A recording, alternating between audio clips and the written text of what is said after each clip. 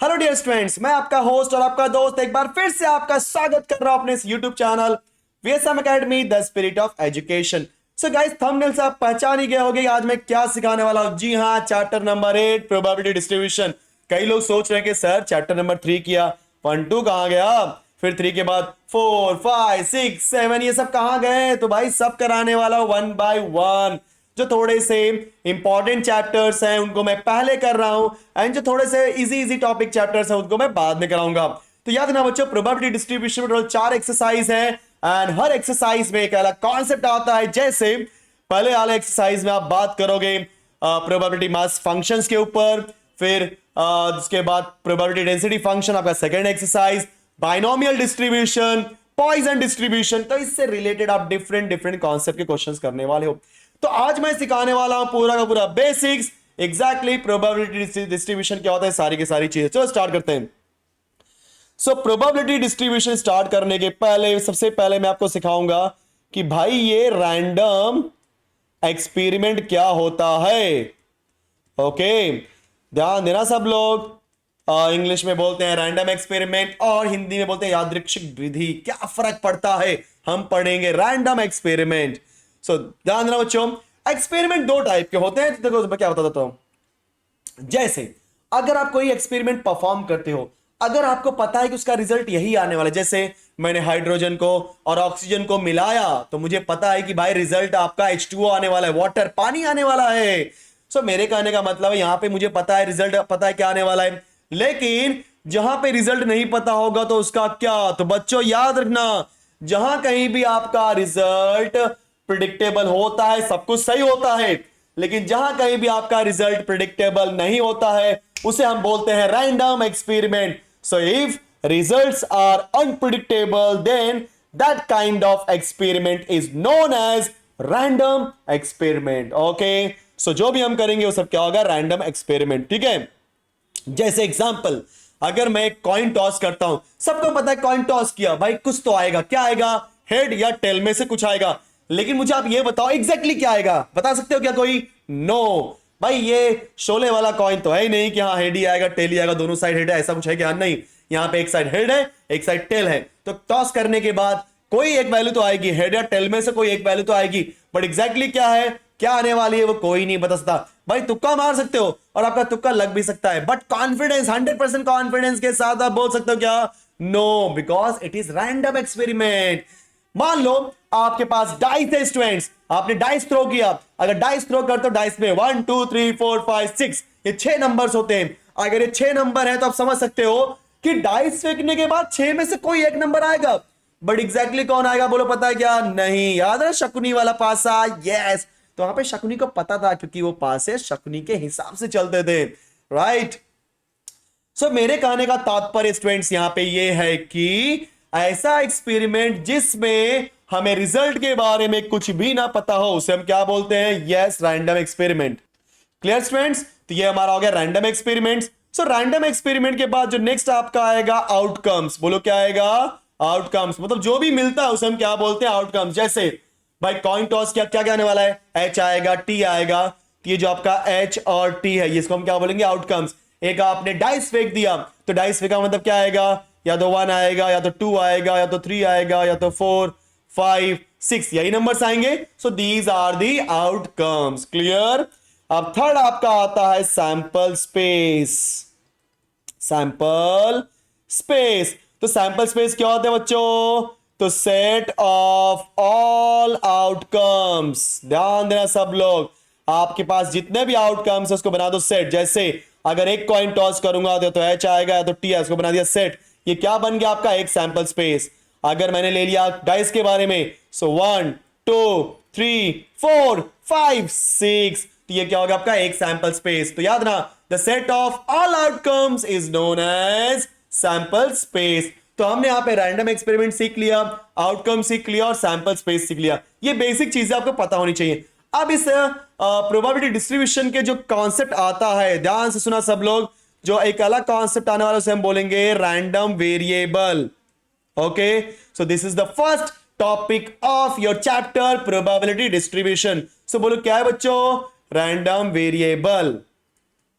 Okay, अब कोई बोलेगा सर ये रैंडम वेरिएबल क्या होता है, तो मैं बोलूंगा रैंडम वेरिएबल होता है एक रियल वैल्यूड फंक्शन। बोलो क्या होता है, रियल वैल्यूड फंक्शन, मतलब कुछ न कुछ तो रियल वैल्यू होगी जो कि हमेशा कहां से आएगी, आपके रैंडम एक्सपेरिमेंट से आएगी। बच्चों याद रखना, जो आपका रैंडम वेरिएबल होता है वो हमेशा रैंडम एक्सपेरिमेंट के ऊपर ही डिफाइन होता है।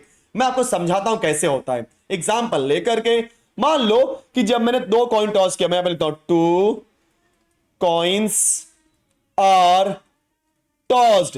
So if I am tossing 2 coin, so बोलो बच्चों क्या क्या आ सकता है सैंपल स्पेस, क्योंकि रैंडम एक्सपेरिमेंट ही है ना। अब मेरा सैंपल स्पेस क्या क्या आ सकता है बोलो, या तो एच एच आएगा दोनों के ऊपर, या तो एच टी आएगा, या तो टी एच आएगा, या तो टी टी आएगा, राइट। अब सवाल उठता है कि ये जो आपका रैंडम वेरिएबल होता है ये आपके सैंपल स्पेस से ही मिलता है, राइट। ये एक रियल वैल्यू फंक्शन होती है। अब यहां पे किसी ने बोला कि भाई मेरा रैंडम वेरिएबल है नंबर ऑफ हिट्स, क्योंकि इसके अंदर हेड और टेल है, क्योंकि यहां पे रियल वैल्यू लेनी है ना, तो हेड और टेल है, तो मैं बात करूंगा कहां कहां पे कितने नंबर ऑफ हिट्स हैं, कहां कहां पे कितने नंबर ऑफ टेल्स है। सो मेरे कहने का मतलब है एक टाइम पे एक ही लेना है, तो हेड लेना है तो टेल लेना है। चलो रैंडम वेरिएबल को हमेशा दिखाते हैं कैपिटल एक्स से, हम लोग अपने बुक में क्या दिखाएंगे, कैपिटल एक्स। सो मान लो मेरा रैंडम वेरिएबल है बच्चों नंबर ऑफ हेड्स। अगर आपका random variable number of heads है, बहुत ध्यान से समझना। सो यहां पे एक्स की वैल्यू देखते हैं क्या हो सकती है।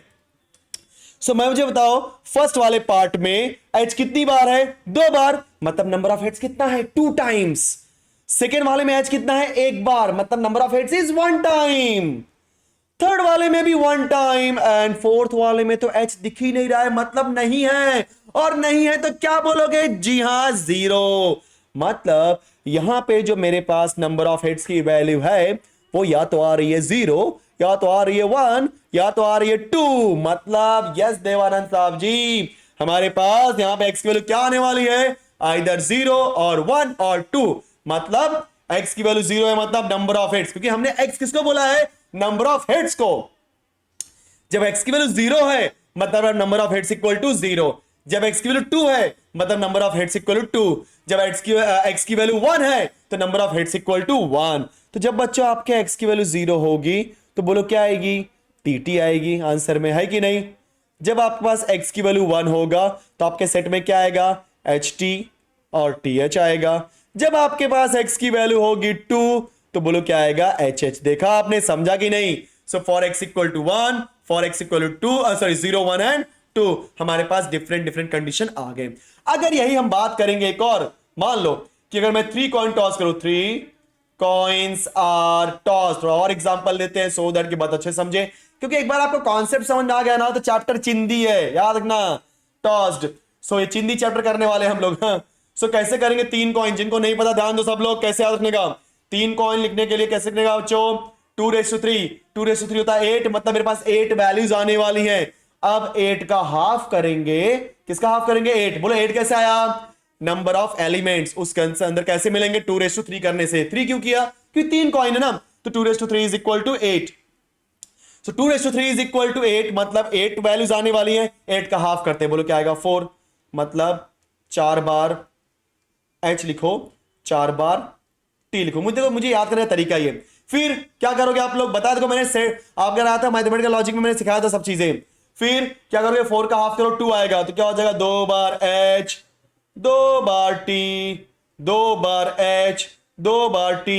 फिर उसका हाफ करो 2 का, 1 time H, 1 time T, 1 time H, 1 time T, 1 time H, 1 time T, right, yes, 1 time H, 1 time T. समझ गए बच्चों, ये सारी वैल्यूज हमारी आ गई।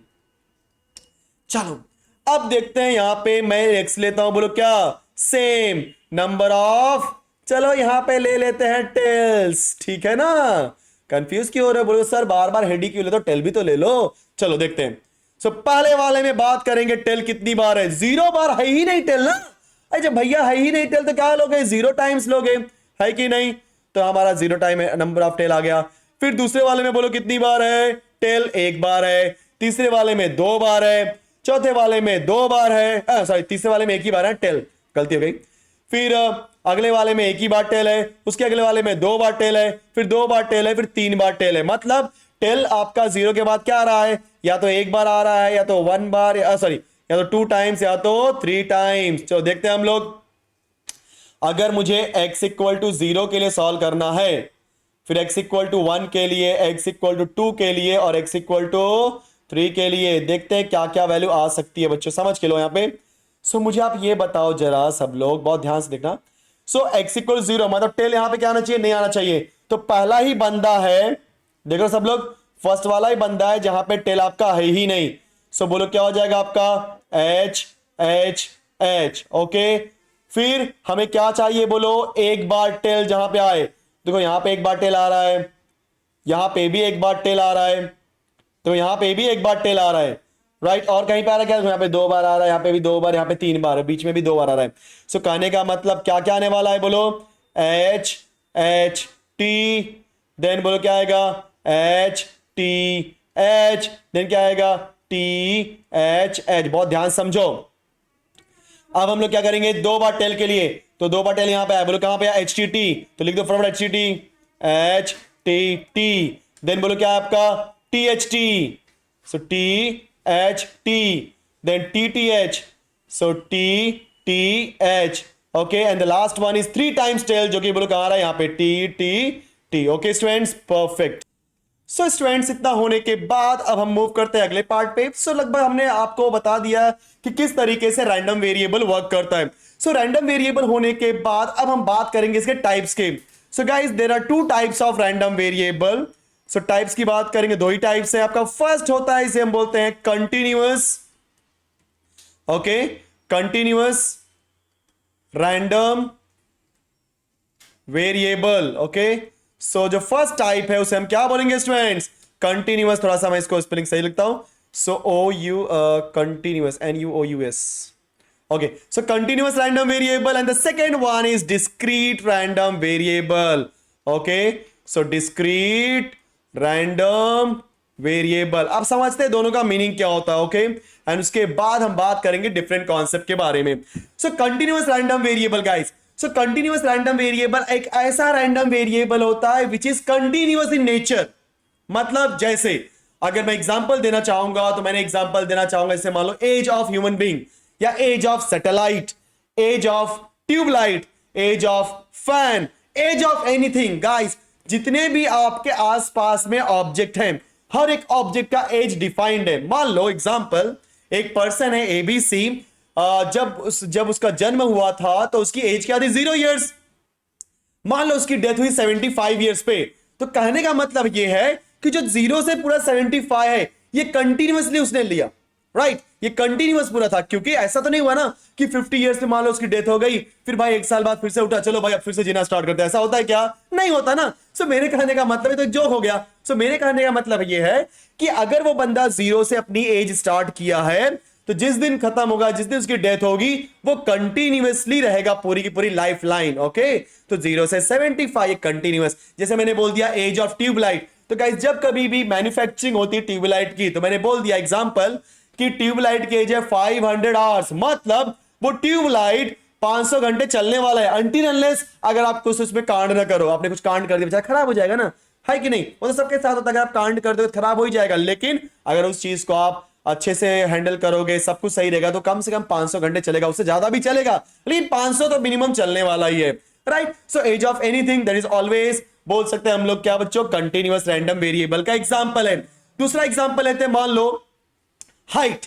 जैसे मैं बात करता हूं एक वॉल की हाइट। कभी आपने ऐसा देखा है किसी भी बंदे को वॉल बनाते समय, वॉल बना रहा है, फिर बीच में उसने गैप रख दिया, फिर हवा में बनाना स्टार्ट किया, ऐसा पॉसिबल है क्या, नहीं, क्योंकि उसके अंदर ब्रेकिंग पॉइंट होता ही नहीं है, हमेशा it is always continuous in nature. तो इसने बेस से स्टार्ट किया, टॉप जाएगा, फिर धीरे धीरे धीरे, मतलब ये कंटिन्यूअस स्ट्रक्चर है। Clear students, height of anything always continuous in nature. तो किसके एग्जांपल्स है बच्चों, कंटिन्यूअस रैंडम वेरिएबल के।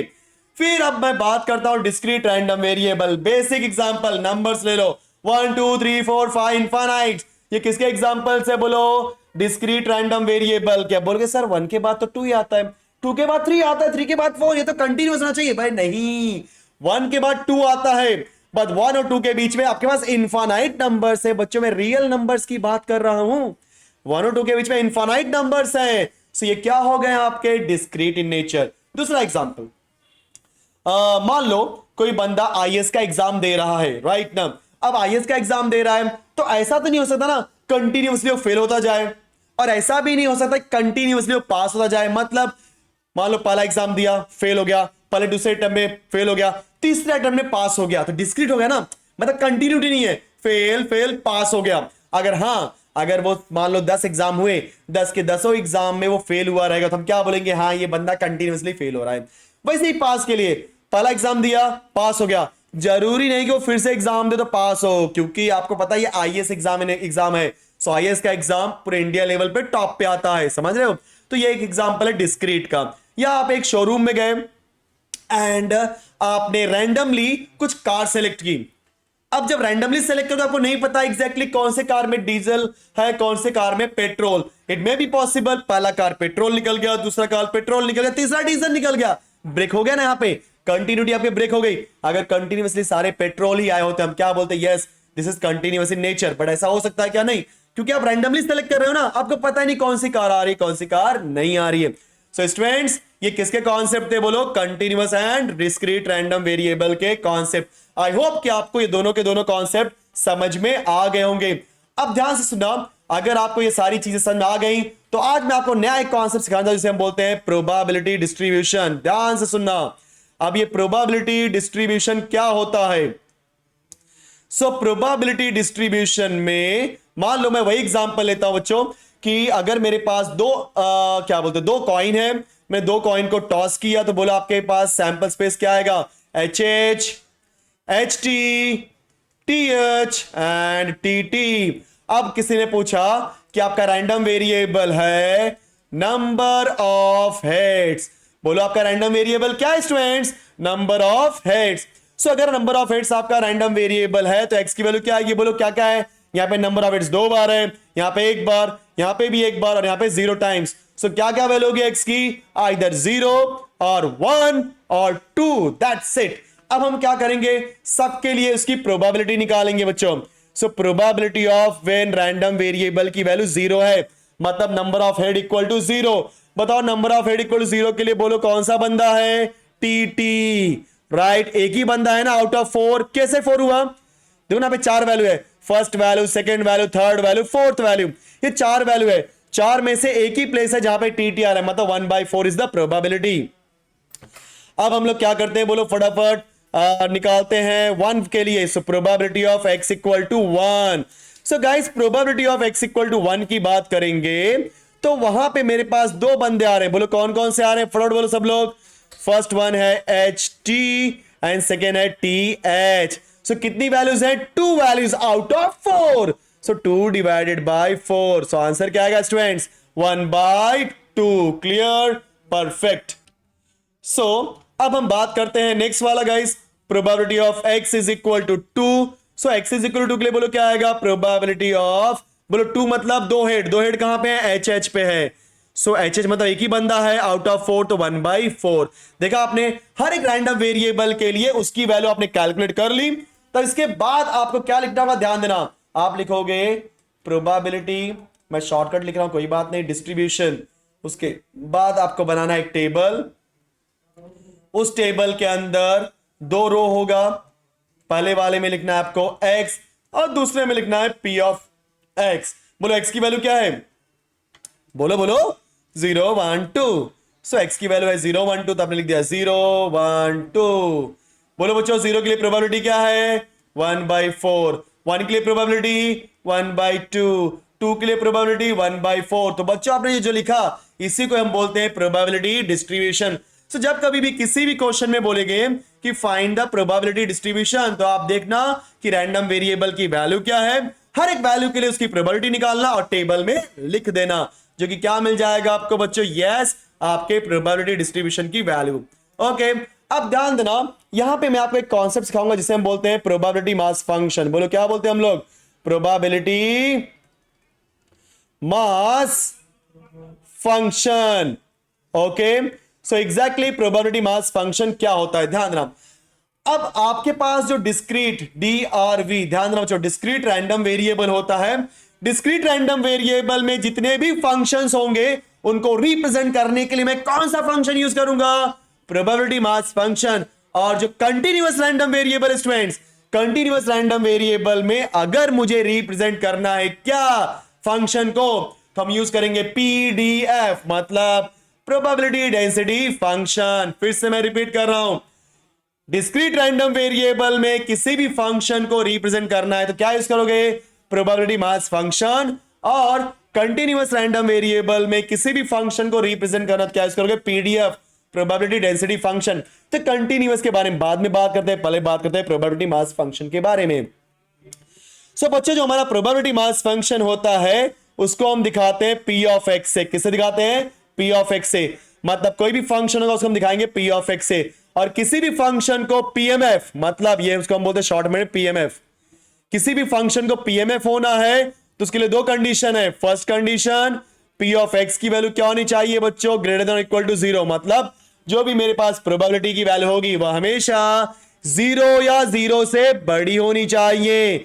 सेकेंड पॉइंट, आप पी ऑफ एक्स मतलब उसके प्रोबेबिलिटी की सारी वैल्यू को ऐड करोगे, मतलब व्हाट? ये बच्चों समेशन का साइन है, राइट? जब आप समेशन निकालोगे पी ऑफ एक्स की सारी वैल्यू को तो आंसर क्या आनी चाहिए? 1, राइट? सो ये दो कंडीशन अगर किसी भी फंक्शन ने सेटिस्फाई कर दिया, मतलब उस फंक्शन को मैं बोल सकता हूं, क्या बोल सकता हूं? Yes, probability mass function. अब सेकंड आता है सीडीएफ। सो बच्चों, सीडीएफ का फुल फॉर्म होता है क्यूमुलेटिव डिस्ट्रीब्यूशन, कंफ्यूज नहीं होना, क्यूमुलेटिव डिस्ट्रीब्यूशन फंक्शन। इसको हम दिखाते हैं कैपिटल एफ ऑफ एक्स से। किससे दिखाते हैं students? Capital F of x से। और कैपिटल एफ ऑफ एक्स की वैल्यू हमेशा याद रखना, it is always equal to probability of capital X is less than और इक्वल टू स्मॉल एक्स। बोलोगे सर ये क्या लिखा आपने? बच्चों ध्यान से सुनो, मैं क्या बोलना चाह रहा हूं। ये कैपिटल एफ ऑफ एक्स है। अब जब मैं आपको इसका एग्जांपल कराऊंगा तो और समझेगा, फिर भी याद रखो। जैसे मान लो मेरे पास रैंडम वेरिएबल की, सब याद रखो मेरे पास, अच्छा यहां पे नहीं, हम लोग यहीं पे करते हैं सॉल्व। रुक जाओ एक मिनट सब लोग, एक मिनट। यस, मान लो कि मेरे पास x की वैल्यू है 0, 1, 2, 3 एंड 4, राइट? तो स्टूडेंट्स अगर मुझे निकालना है पहली value that is f of 0, मतलब f ऑफ 0, तो फॉर्मूले के हिसाब से क्या हो जाएगा? Probability of x is less than equal to 0। समझ आ रहा है मैं क्या बोल रहा हूं? ये वैल्यू, राइट, ये हमारी x से आती है। क्लियर? अगर मुझे निकालना है f ऑफ 1 तो क्या बोलोगे students? Probability of x is less than equal to 1। अगर आपको निकालना है f ऑफ 2 तो क्या बोलोगे? Probability of x is less than equal to 2। अगर आपको निकालना है f ऑफ 3 तो क्या बोलोगे? Probability of x is less than equal to 3। इसका मीनिंग क्या होता है? सो अगर मैं बोलता हूं probability of x is less than और इक्वल टू 0, मतलब 0 या 0 से कम। भाई मेरे पास जो वैल्यू है 0 या 0 से कम में सिर्फ 0 ही है ना, तो दैट इज डायरेक्टली लिख दो p ऑफ 0। ओके, लेकिन अगर मैं बोलता हूं probability of x is less than और इक्वल टू 1, मतलब 1 या 1 से कम, तो बोलो कौन कौन है? 0, 1 है। तो हम लोग क्या करेंगे? p of 0 plus p of 1 करेंगे, तो हमें क्या मिल जाएगा? f ऑफ 1 की वैल्यू। बोलो x is less than equal to 2 के लिए बोलो क्या आएगा? जी हाँ, 2, 1, 0, मतलब p of 0 plus p of 1 plus p of 2।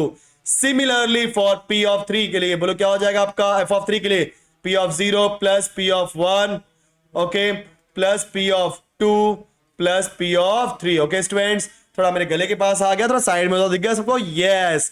सो इस तरीके से हम बोलते हैं बच्चों सीडीएफ। सो आज हम इतना ही करते हैं और अगले लेक्चर में हम लोग करेंगे sums and students probability mass function के ऊपर क्वेश्चन करेंगे, सीडीएफ के ऊपर क्वेश्चन करेंगे और थोड़ा सा एक्सपेक्टेड वैल्यू में देन वेरिएंस और स्टैंडर्ड डिविएशन के ऊपर भी क्वेश्चन करेंगे।